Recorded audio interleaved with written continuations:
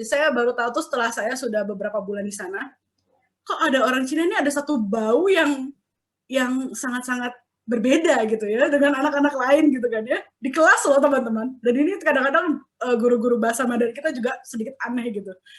Ternyata kalau misalkan di dormitori anak asing itu setiap kamar ada kamar mandi. Kalau di dormitori orang lokal ada yang satu kamar berdelapan, ada yang satu kamar berenam, itu tidak ada kamar mandi. Kamar mandi mereka tuh ada pemandian khusus. Pemandian khususnya ini tidak buka setiap hari. Jadi teman-teman, saya tuh bingung, kenapa ya orang Cina rajin banget berenang, gila, lebih parah daripada orang Indonesia gitu rajin berenangnya. Ternyata ya karena mereka bisa mandinya di situ doang.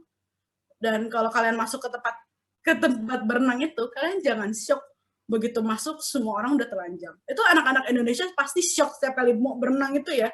Kita kan ada yang namanya ruang locker, ada yang namanya kamar mandi, ada namanya tempat ganti baju. Kalau di sana tidak ada, teman-teman. Begitu masuk itu ruang locker, itu semua orang udah telanjang. Nggak yang muda, nggak yang tua, sama. Nggak cowok, nggak cewek. Tapi ya terpisah toh ya. Yang perempuan-perempuan, yang cowok-cowok. Tapi ini saya juga dengar dari teman-teman gitu. Jadi ini adalah satu perbedaan yang jangan shock sampai sana gitu. Dan soal higienis, ini saya yakin teman-teman yang ke Cina pasti sering komplain tentang kok di Cina jorok ya gitu. Sebenarnya bukannya jorok sih, tapi bahkan di gedung saya yang kelas jelas-jelas itu gedung international student, toiletnya aja sekatnya cuma setengah. Jadi kalau teman-teman jongkok itu masih bisa hai ngobrol-ngobrolan sama sebelahnya. Saya setiap kali kalau mau pipis di toilet itu, saya tuh harus memastikan bahwa ada temen yang nungguin saya di depan. Bilangin jangan sampai ada yang masuk.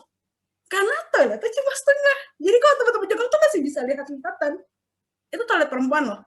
Nggak tahu yang toilet laki-laki seperti apa. Saya pikir kan di Harbin doang. Saya ke Beijing toh. Jadi bulan Oktober setelah saya udah pede dengan Mandarin saya bilang, ayo nih Mandarin saya udah bagus. Ada yang mau datang nggak ke Beijing? Mama saya datang ke Beijing sama temennya. Oke, kita jalan-jalan di Beijing kan ya. Pas jalan-jalan di Beijing tuh saya udah dibilangin sama teman-teman lain yang udah pernah ke Beijing, kamu kalau mau ke toilet cari Starbucks, cari hotel, jangan di toilet umum. Oke. Terus suatu hari kami pas lagi jalan-jalan, teman mama saya ini kebelet. Mungkin dia habis minum susu kacang, kan nggak biasa ya. Di sana kan kita pasti kalau sarapan tuh susu kacang, cakwe itu biasa lah. Cuman kan mereka nggak biasa. Jadi kita tuh di daerah dari Tiananmen, jadi pokoknya perbatasan Forbidden City, mau jalan ke belakangnya. Karena saya udah tahu rute jalan kakinya kan. Dari Forbidden City tuh jalan ke belakang, terus dia tuh lurus terus tuh bisa nyampe ke Secahai yang lihat danau-danauan segala macam. Tiba-tiba ini sakit perut kan. Saya bilang, ya udah tuh ada toilet umum. Tapi saya udah bilang, bawa aqua ya, jangan pergi tangan kosong. Bawa aqua, bawa tisu, pokoknya udah dibekalin. Gak sampai berapa menit dia keluar lagi. Dia bilang, kamu tahu nggak, bukan soal aqua, bukan soal tisu. Terus saya tanya, kenapa? Toiletnya sekatnya cuma setengah. Saya tadi lagi jongkok, terus tiba-tiba ada yang masuk, saya langsung berhenti. Dia bilang, akhirnya saya langsung kayak, ya ampun, sampai sebegitunya. Iya, udah ayo kita pergi cari Starbucks. Akhirnya kita putar cari Starbucks untuk cari toilet yang benar-benar bersekat. Kejadian lain adalah ketika di daerah ini masih di Beijing, teman-teman. Jadi tuh di Beijing itu ya, kalau misalnya kalian ke sana, itu akan ada satu toilet yang bagus. Itu memang toilet khusus turis, khusus untuk turis-turis. Jadi kalau kalian turis, kalian ke toilet yang bagus aja gitu. Nah, saya kan lagi muter-muter di dalam kayak rumah-rumah, hitungannya gang-gangnya mereka.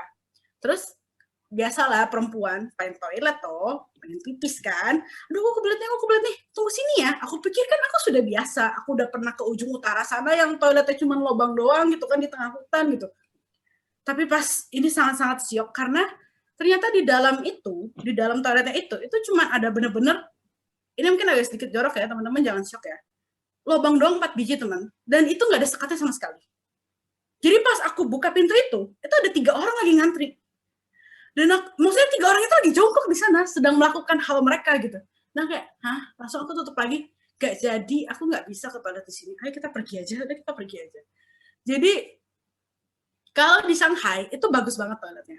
Tapi kalau di Beijing, ya itu masih seperti itu. Itu adalah kondisi toilet khusus untuk orang lokal. Jadi aku yang salah, karena aku masuk ke daerah yang udah nggak ada turis gitu ya. Nah ini adalah perbedaan budaya dan kebiasaan. Buat orang sana itu hal yang sangat biasa, tapi buat kita wow, wow banget.